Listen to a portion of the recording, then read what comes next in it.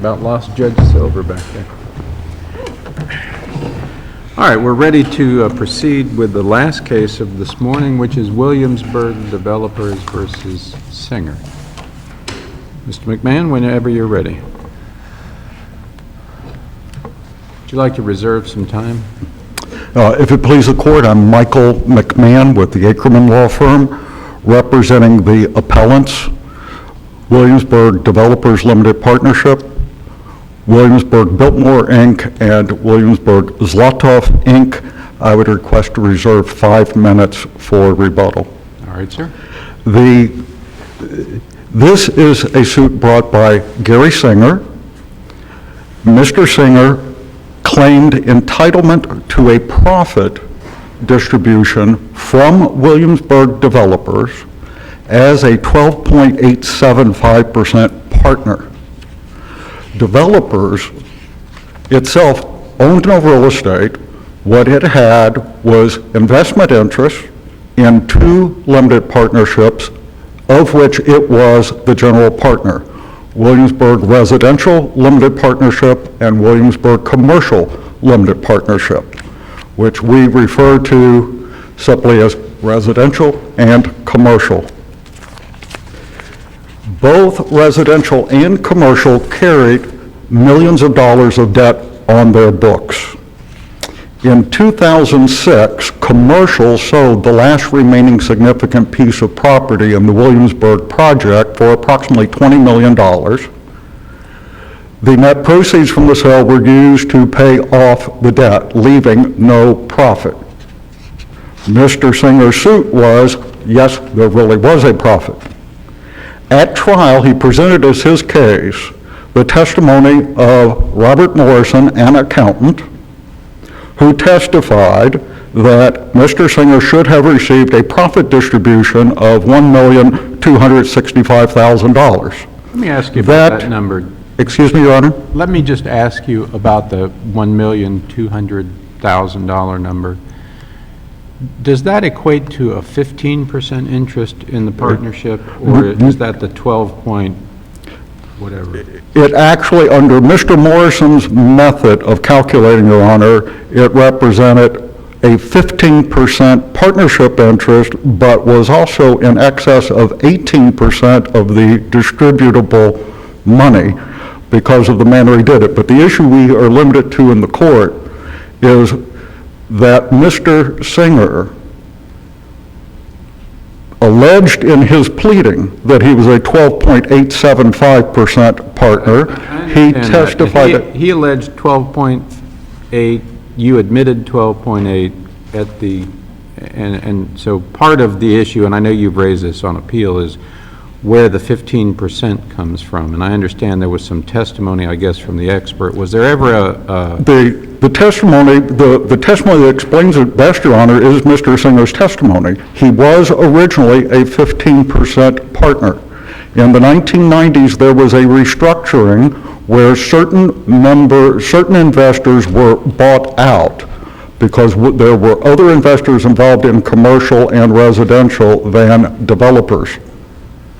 Mr. Singer was only a partner in developers. He had no involvement in the buyout.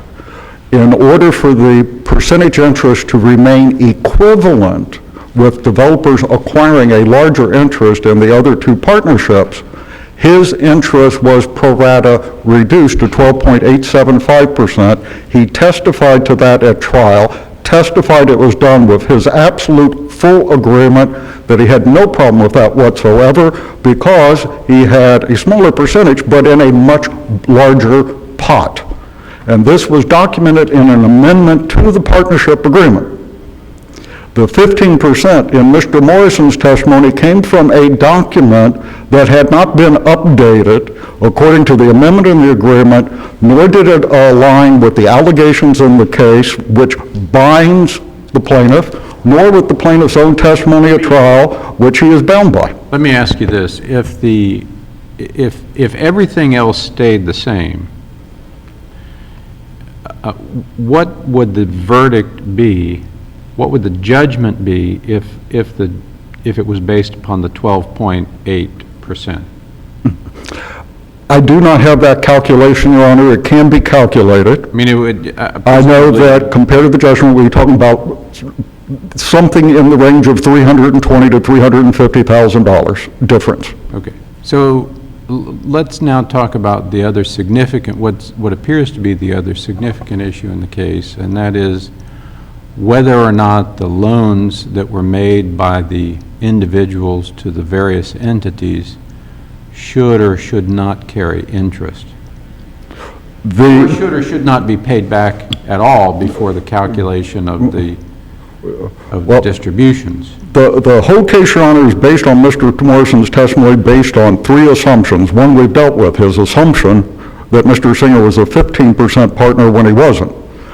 Another key assumption he made was that Williamsburg Developers had no liability for debt booked to residential, even though Developers is the general partner of residential. And the law is clear that under Michigan law, as in Florida law, every other state in the country, a general partner of a limited partnership has full liability for all the debt. Mr. Morrison, testifying that that was a legal question, he did not know the answer, made all of his calculations on an assumption that Developers did not have to pay off debt of residential even though it was a general partner of residential. Now, at trial, I think the trial court got led astray because the argument was made that the land was sold by commercial, and just because commercial and residential share a common general partner, commercial shouldn't have to pay residential's debts, which, as far as it goes, would be true, but that wasn't the issue. The issue is Developers could not have a profit to distribute until its financial responsibilities were all taken care of, which included both debt of residential and commercial, and any other debt it had of its own. Only then could there be a profit, because Mr. Singer is a partner only of Developers, not of any of the other entities. And Developers could not have a profit until it took care of all the debt of all the entities in the whole project. And it was, now, help me understand the structure, was Developers was the general partner of residential and commercial? Correct. It had the primary investment interest, not 100%, but the primary investment interest, and was the general partner of each. And the plaintiff's interest, whether it's 15% or 12.875%, Mr. Singer's interest was only in Developers. Mr. Singer's interest is only in Developers. Okay. Let me ask you, going to the loan, whether it's 9% or no interest, what was your best evidence that it was 9%? Well, the best evidence, Your Honor, is first the testimony of the partners who made the loans, that it was always understood from the very beginning when they first began making the loans, which goes all the way back in the early days of this project whenever there was a cash shortfall, that it would be at 9%, which was the interest rate then being paid on the mortgages on the property. They were having to make the interest payments on those mortgages. And Mr. Singer, who was responsible for managing the project here in Orlando, in Florida, because everybody else was in Michigan, he was the one on site responsible for managing everything. He had a bookkeeping staff. His own staff booked the loans and booked them at 9%. But how did the CPA for the entities actually book it? Well, there are references repeatedly, Your Honor, and it's very accurately, but very carefully stated in the Appellee's brief, where there's repeated reference to documents saying there is no loan at 9% in the books. There's no loan at 9% in this, and they are correct. There's no loan at 9% showing on those. All of those books, all of the records, all the tax returns they refer to in their brief do show the loans, but there was no annual accrual of interest on the loans being done annually in the books. And that was done in work papers when money became available to pay. There are schedules that were prepared making the calculations, which Mr. Morrison testified at trial that he had seen those. When you say work papers, was there a loan agreement that would identify the parties to the loan and the interest rate and the terms of the repayment? Or There was no loan agreement, Your Honor. It was simply when Mr. Singer, managing the project, said he needed money to take care of things, or when the bank needed an interest payment, money was advanced. It was booked as loans by Mr. Singer's bookkeeping staff at the time at 9%. The records simply established the loans and who the loans were owed to. And no one disputed them. Mr. Morrison, in his testimony, relied on all of that, and in fact, in his calculations, he was paying off, and in his way of calculating, all the loans in commercial, everything that was booked in developers. He left unpaid loans booked in residential, which had the lion's share, because that's where most of the money came in, simply on an assumption that there was no liability there, although he acknowledged he didn't know. How about the people that loan the money? Do their tax returns come in? All of the tax returns over the years, Your Honor, showed all the loans and part of it until the 2006. How about the tax return when the sale was actually made? In 2006, when the final tax returns were done, the tax returns do not show the loans, because the loans at that point were treated as paid off. Now, there is in the tax returns in the K-1, and as a result, all the partners put in, if you're familiar with K-1s, they are required to report their taxes according to the partnership entity's K-1 that's issued to them.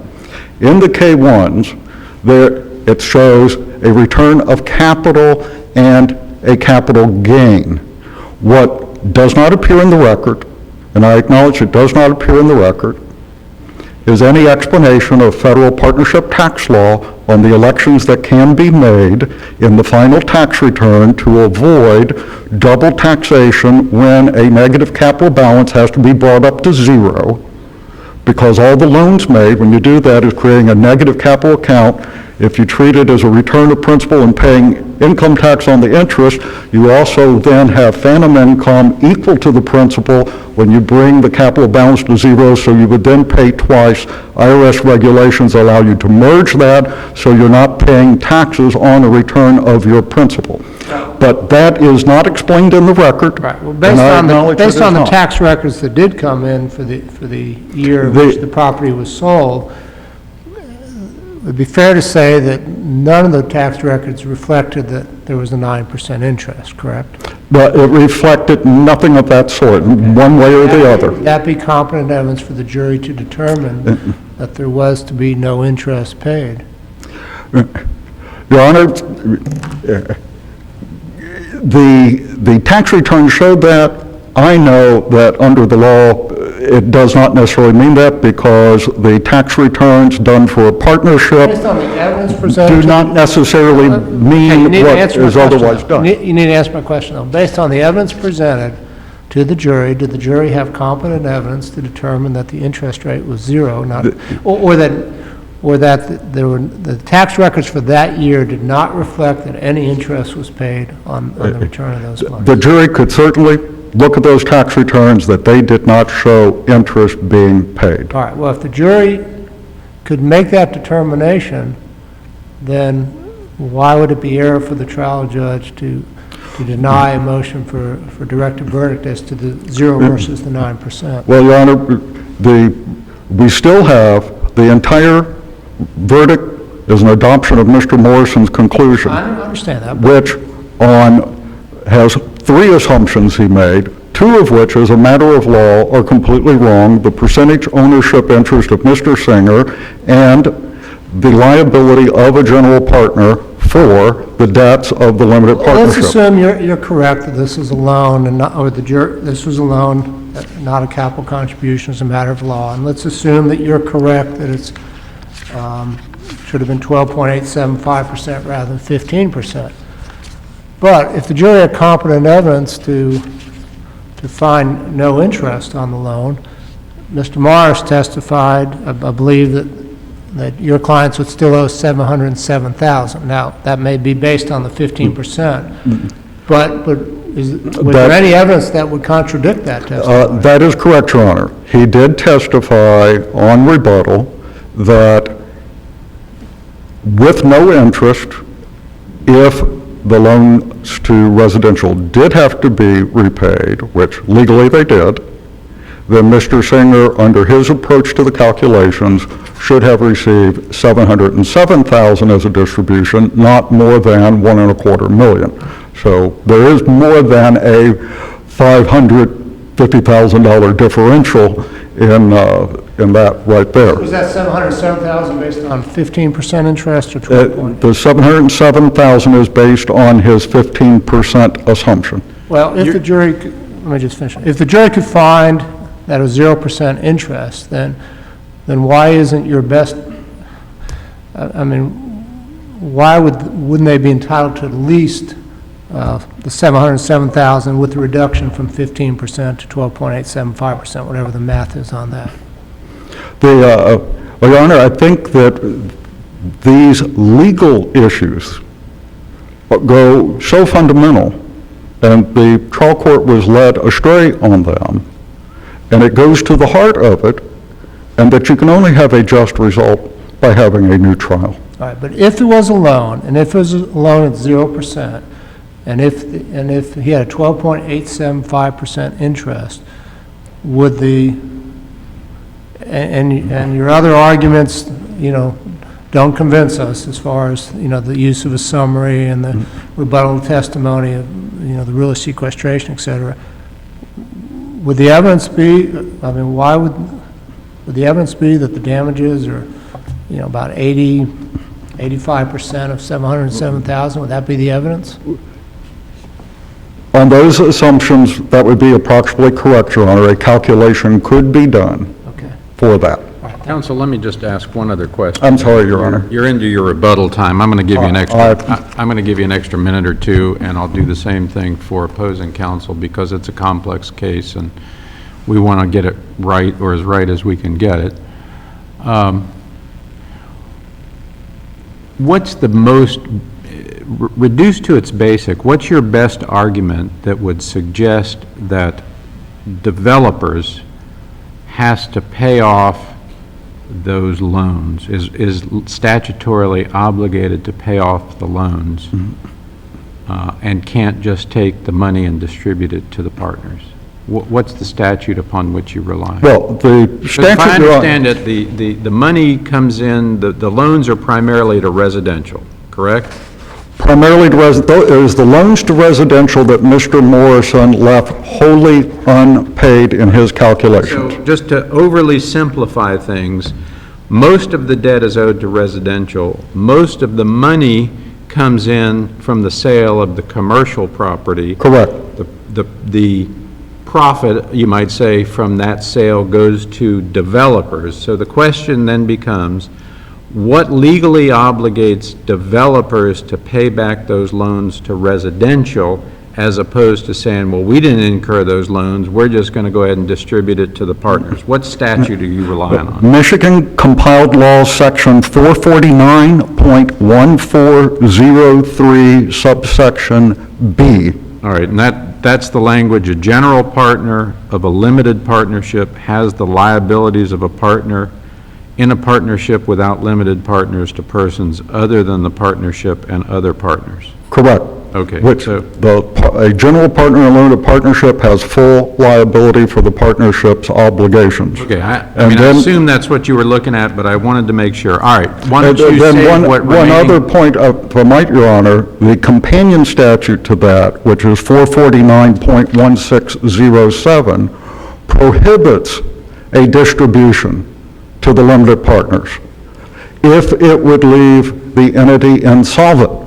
And Williamsburg Developers, being responsible for that debt in residential and having no other assets, could not make that distribution without retiring that debt first. It would be in violation of 449.1607. Okay, why don't you've got 43 seconds. I'll give you an additional 2 minutes for rebuttal, so you'll have 2 minutes and 43 seconds. And Thank you, Your Honor.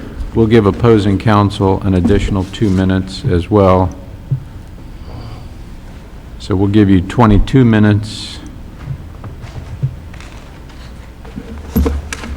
Unless, of course, you just want to agree with everything he said, in which case we can shorten it up. Your Honor, I can agree with a few things that he said. Can we start with the 15% versus the 12.8? When I went back and looked at the amended complaint, you assert, I don't remember if it was 12.1 or 12.8, I think it was 12.875. 12.1875, I believe. 1875. You asserted in your pleading that your client had a 12.1875 percentage in the partnership. They admitted that.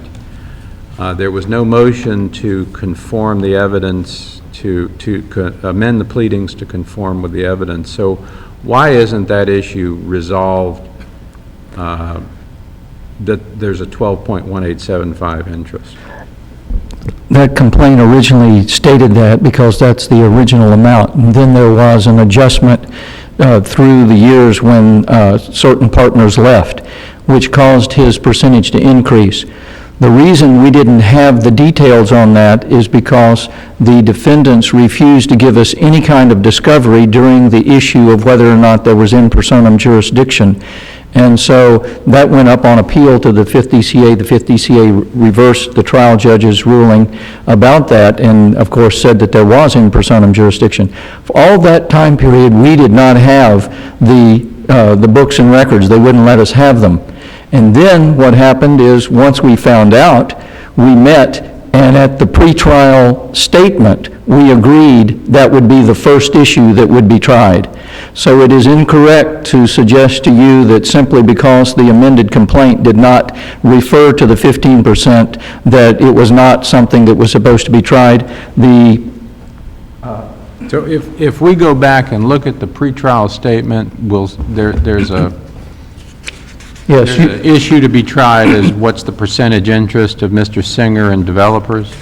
That is correct, Your Honor. That was dated, let's see, the date of it, but the very first issue on page 2, issues to be tried, A, whether Mr. Singer is a 12.1875% or 15% limited partner in Williamsburg Developers Limited Partnership.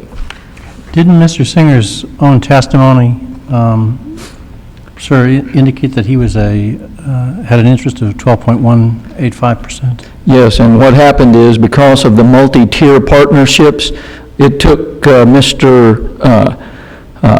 Mr. Morrison, because of the different tiers, the net effect is that Mr.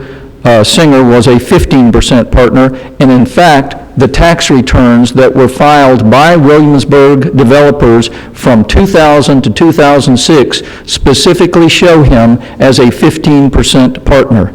So the defendants knew he was a 15% partner based upon the multi-tier situation. They filed the tax returns showing him as a 15% owner, and so that's what we were trying. Obviously, the jury believed that the tax returns under sworn oath showing him to be a 15% owner were accurate and correct. And so the K-1 distributions or the K-1 losses that were being made were based upon him having a 15% interest? That is correct. And all that was put in front of the jury? These tax returns and the K-1s were put in front of the jury, and Mr. Morrison, because some of the partners I think who left were multi-tiered and all of this kind of stuff. The end result is that he was 15%. Mr. Morrison worked those numbers, and then, of course, the tax returns show him as a 15% partner. So you have the unique situation where their documents say 15% and your client's testimony is 12.1875%. That's what his partnership document originally said. Right, but I mean, as far as his testimony too, though. You're correct. Okay. And, Your Honors, with respect to the issue of, this case started out in which the defendants claimed right up until the time of trial, even in the time of trial, that Commercial owed $18.5 million to these three individuals, Mr. Rand, Mr. Stolman, and Mr. Zlotoff. And that would include 9% interest. With 9% interest. And they had these promissory notes of which there were no copies of. I mean, they couldn't produce the originals. They didn't know who prepared them. Everyone who, once you took their depositions, said, hey, I don't know anything about these notes. And ultimately, and they even, up until the time of the trial, even in the opening statement, suggested to the jury they were going to put these notes in, that commercial had these obligations. At that time, they, when we objected because the original wasn't to be found, no one could authenticate them and all of this, the defendant decided not to put the promissory notes or try to get them into evidence. Well, that left the question, here we were after all of this time, and they were left with, well, how are they going to prove the existence of any kind of loan? They then changed to the view that, well, all of the partnerships are really the same partnership. And of course, that was never pled. The court refused to let them present that kind of case in the middle of a trial that had been around for, the case had been around for so many years. And then they said, okay, well, we're going to take the position that there was a verbal agreement to pay the 9% interest between these two partners. And then, well, actually what happened is the judge said, well, what theory are you going to rely upon? And Mr. Miller said, I don't know. I haven't talked to my client to see what position.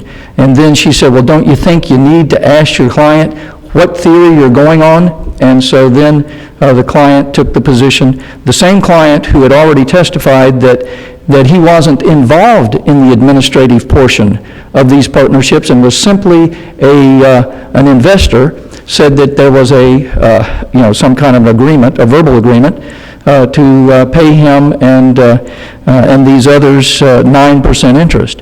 At which point, what happened is, of course, none of the records showed that there was any 9% to be paid. All the books and records, there were certifications every year given to the banks for which there were bank loans saying there are no other obligations whatsoever. And they certified that every year. Then when they did the closing in 2006, the federal income tax returns, they booked all of this as capital gains, not as loans. They booked it as capital gains. There was $18.5 million paid to these individuals as returns on capital. If Mr. Singer would have been receiving what he was supposed to receive as this was capital gains, in other words, that these were capital infusions rather than loans, he would have received over $2.5 million. But we didn't take that position because we went on the view that things were booked as loans, we would treat them as loans, and even though they themselves in their tax returns refused to book them as loans, they treated them as capital gains. And when you look at the tax returns, which are in evidence, they show that these people took no interest, and our expert testified that if there were interest that was owed, that interest would have had to have been booked first. And you're talking about interest over 15 or 20 years at 9%. Every bit of this, the first thing they would have had to have booked was ordinary income, and of course they didn't want to do that. Mr. Simmons, let me ask you, so it'd be fair to say that both sides took the position at trial that these were loans, not capital contributions? Your Honor, Or at least you took the position that they were loans. The dispute was whether or not they carried interest or not. that is what was tried. We believed and we suggested, and we have agreed, we believe that they were truly capital contributions. Right. But for purposes of where we find this case, your position at trial and your position today Yes. is that these were loans, and the dispute is, it was, I think, what, 8.7 million, and the dispute is whether that 8.7 million carries 9% accrued over the time, or whether it carries 0%. Is that right? Partially correct, Your Honor. It is wrong to say that our expert said that the full 8.7 million owed by residential would in fact be given as a credit. That's not correct because the expert gave about 5.8 $5.9 million as credit, as a loan, because that's what he believed it should be. And so it is incorrect, and that's the reason that he came up with the number that even on their very best day, there's $2.9 million for developers, that there would be a $707,000 obligation to pay our client. But the fact of it is that, remember, residential was not a party to this lawsuit. We put into evidence residential's tax returns. Those tax returns show absolutely no obligation to be repaid. And in fact, we put into evidence residential's tax returns, and for partnership tax returns, you have to show a balance sheet. The balance sheet shows $0 that is owed. In fact, they didn't want to have, it's clear the reason they didn't want to have any kind of obligation owed by residential is because it would have borne a lot of interest and they would have had a lot of ordinary income. So what they did with the books and records of residential is they wrote off all the debt. There was no debt. They may never have been any debt because they treated it as capital contributions. And our expert testified on that precise question in the trial, and on page 827 of the transcript of the trial, at the end of, here's what the question was. At the end of 2006, was there any liability shown, any remaining liability shown on any of those tax returns? Answer, no. And here's where the question was asked. Mr. Morrison, according to the tax returns of the three entities, was there any remaining liabilities owed to any person, such as Paul Baker, Paul Zlotoff, Bernard Stolman, or the Rand family? Answer, no. There were no liabilities reflected. And this is as to residential. This is as to residential. Well, let me ask you, the three individuals loaned money to developers, who then turn around and loan money to residential? There was a big question as to, they never loaned anything. There were loans between the entities. They came to trial saying that they had loaned every bit of this money to commercial. Those promissory notes that never went into evidence but were referred to in the opening statements of this case were loans from these individuals to commercial. And that's the reason, that's an additional reason, that the court did not do any kind of offsets according to what they wanted to talk about, because a loan that relates to residential is not a loan that relates to commercial. They could not... Your client only had interest in developers, right? That is correct. Okay. That's correct. And what happened is, but even though developers was a general partner of residential and a general partner of commercial, the debts of residential don't apply to the debts of commercial simply because they have the same general partner. You can't take the debt of residential. But if developers, say, lost $5 million on residential but made $10 million on commercial, I mean, doesn't it mean developers made $5 million, if you would, and your client's interest would come out of that? In other words, you would look at how developers did, whether they had money. You'd factor in all their assets, you'd factor in all their liabilities, and then when they went to dissolve, whatever the net was. That's right. Okay. But what's happened, Your Honor, is the debts that they referred to were debts from commercial owed to them individually. And that's what they came to the trial and stood there and asserted. This was not a debt of residential. We're the ones who were not given their tax returns or anything like that until we got them in the discovery of the case. What happens is that we went, our client, our expert went in accordance with the books and the records that were shown, and all of the cross loans that went between these various entities, he took into consideration. And they had no contrary testimony to that. Their testimony was that there was a loan from commercial that was owed, and the jury didn't buy that. Let me ask you, what's the difference in the calculations as far as your expert? What does the $1,265,000 represent, and what does the $707,000 represent? The $1.265 million represents the amount that, according to the books and the records of these partnerships that were carried for 15 or 20 years, that Mr.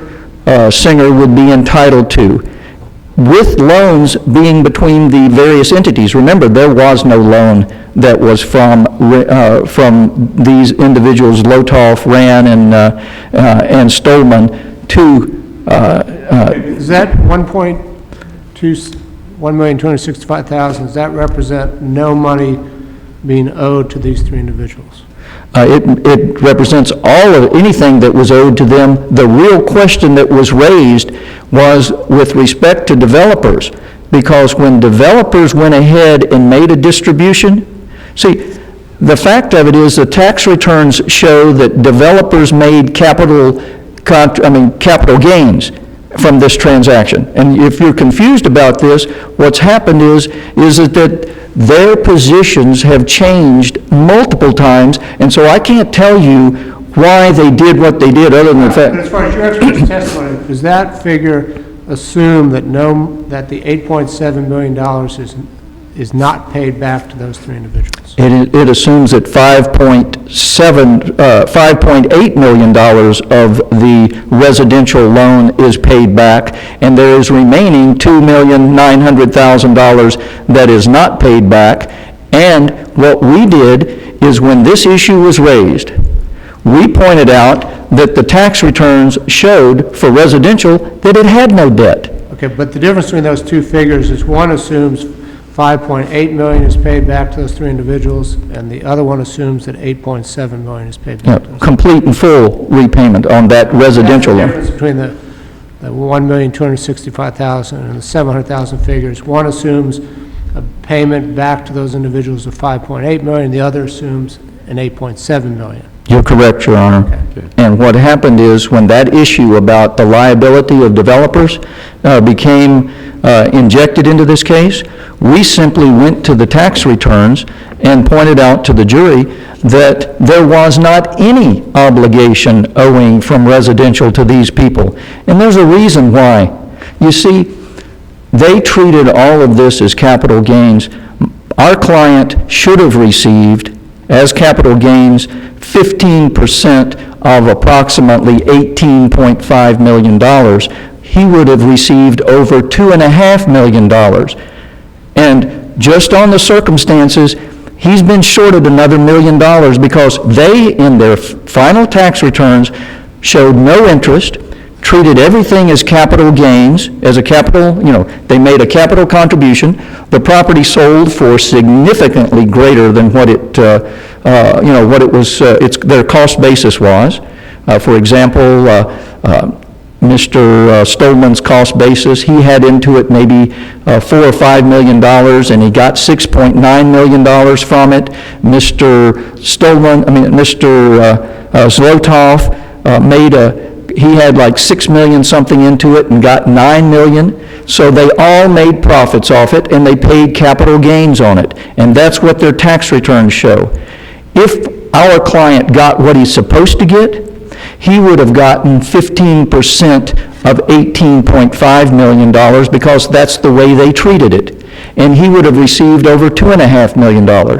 But we went to trial, and we tried this based upon the books and the records that we saw at the time, and those books and records showed that he was entitled to $1.265 million. They then changed their position, because their position had originally been that there were these promissory notes from commercial, different than residential, from commercial to them with 9% interest, which of course did not go into evidence and nothing happened. And then what happened is, they then, based upon the books and records, said, well, wait a second, developers, according to all of this, according to your books and records, developers has an obligation to pay that additional $2.9 million of residential. At which point we said, well, if that's what your argument is, let's look at the books and records and the tax returns for residential, which we got. And the residential tax returns show there was no debt whatsoever. So if they want to play that kind of argument, The end result is that there was no debt owed by residential, and so there wasn't $8.7 million, and there wasn't $5.8 million. It's $0 that residential owed. You didn't take that position at trial, though. Your CPA said there was no liability of $5.8 million. We took the position there was zero liability. Zero liability. That's right. We took the position that there was zero liability, and then said, we'll take the $1.265 million. We did not, therefore, reduce this amount by that 5.9 and his percentage, or developer's percentage of that 5.9. What we did is we just said, okay, we've had so many moving targets here, and I don't condemn or whatever else as a result of it. These are trials, and you know what happens when you go through a trial. People change positions, and you try to deal with them. So let me ask you, if their 2006 tax returns were entirely accurate, does your client get at least $1.265 million? He gets $2.5 million. And the reason why is he gets 15%. They treated every bit of this as capital gains, that they had made capital contributions. And I'm sure your honors are aware that numerous courts across the United States don't even permit people to contradict their tax returns under oath. They say that it creates an estoppel so that you're not entitled to contradict your own tax returns. New York courts, the federal courts, across the board. And we had this argument in front of the judge. There are some courts, that say, no, it's a matter that will be determined, leave it to the fact finder. And the trial judge took the position that she would not make it an estoppel like these courts do, federal courts and certain other courts, such as in New York, and said, we'll just let the jury decide it. And that's what happened. So this was presented to the jury, and rather than it being an absolute estoppel, it was treated as let the jury decide. And the jury came back with a conclusion that those tax returns, as we argued it, meant that there was no interest that was due, and they absolutely must have concluded what the residential tax return shows, and there's no debt. Did the developer tax return show any debt? No. The 2006 developer tax return shows nothing but capital gains. What about the prior ones? I don't know what the prior tax returns say. We'll take a look. All right, counsel, well, you've exhausted your time, including the extra time, so we thank you for your argument.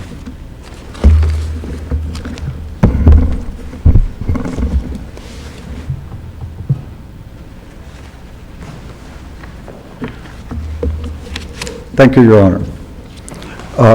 Let me clarify first, all of the tax returns of all of the entities showed all of the loans until the final 2006 tax return, which is after the payment, the sale proceeds were actually used to pay the loans. So of course, on the final tax return, there is no continuing listing of loans which had been paid off. Mr. Morrison's testimony in the transcript at page 428, line 22 through page 429 is that the loans were always shown on all the books and records continuously from the first day the first dollar was lent over a period of more than a decade, except the final 2006 tax return after the sale, after all the money had been used to pay off the debt, it showed no more debt. Let me ask you this. Are your clients taking a different position? Did your clients take a different position below with the jury than they did with Uncle Sam? I'm sorry, Your Honor, I don't understand. Did your clients take a different position below with the jury than they did with Uncle Sam?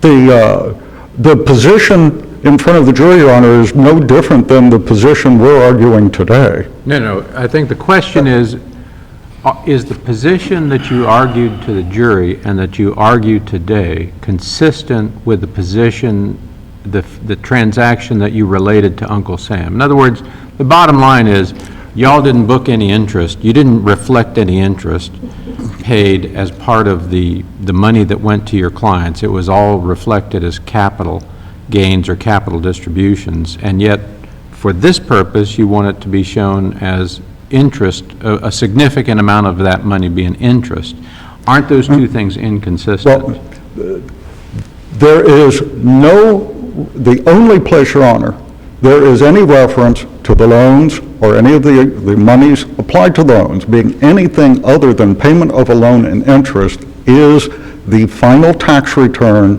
where elections were made for a capital gains That's a treatment. pretty significant thing. I mean, we're talking about millions of dollars of interest and/or capital, and you wanted the jury to assume that it was interest, but you wanted Uncle Sam to assume it was capital.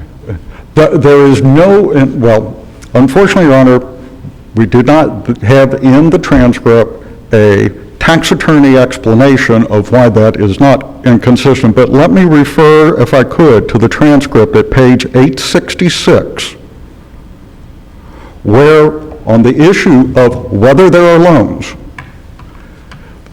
the court was being asked to give a jury instruction that they are loans. And Mr. Simmons responded, Your Honor, there is no need for that. There is evidence all over the place they were loans. It's not been contested. There is not going to be a dispute. And the court said, they've been calling them loans the whole time during this case. I don't see a need for it. They've been saying over and over and over again, loans, loans, loans. There is a commitment by the plaintiff. I think the question that we were trying to get at is not that they were loans, but whether there was an inconsistent treatment of what you want to call interest now. If we understand the tax returns correctly, it was treated as capital and paid at capital gains rate on the federal income tax returns, but you wanted the jury to view that as interest and not capital. In any event, we've let you go over your time. We appreciate the arguments very much. Thank you, Your Honor. And we'll do our best to sort it out. And that will conclude our session for this morning. Thank you all so much. Have a safe trip home.